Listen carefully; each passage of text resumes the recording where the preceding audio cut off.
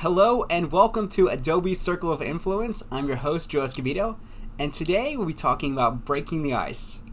Now, have you ever been to a networking event and there was a crowd of people and you wanted to join the conversation but you didn't know how to start? Or if someone approached you and you were having chit-chat, but once again, you didn't know how to guide the conversation?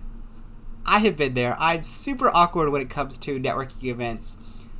And so one thing that I've learned is 3 different tips I'll be sharing today in terms of how to break the ice when it comes to either a networking event or doing your presentation. The first thing I do is I try to crack jokes, just to lighten the mood a little bit.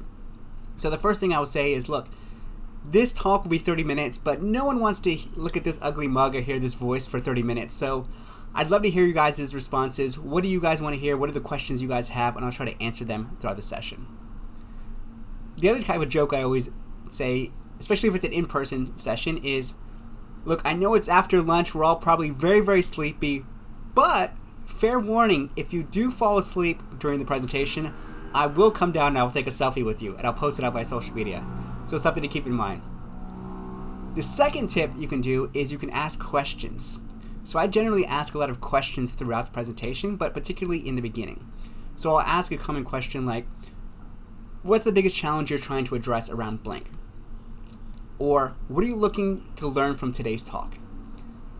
The more I can get people involved in the process as early as possible, the more I can get their responses, the better I can guide my own presentation.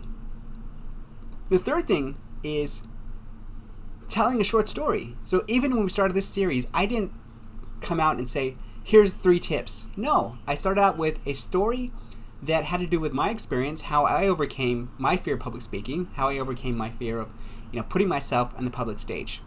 So I often start with my own short story to set the context. So let's say I'm doing this about social selling. I may share the experience that I have been fired maybe 3 times because I was a terrible salesperson.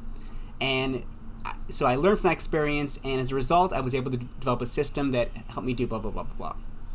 So once again, when you set the context from your own personal experience, it helps people understand and helps them relate to you instantly.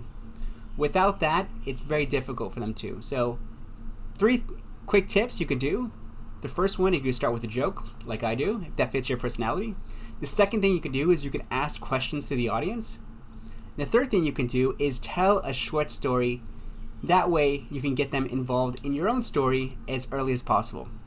So thank you so much, and we'll see you on the next episode.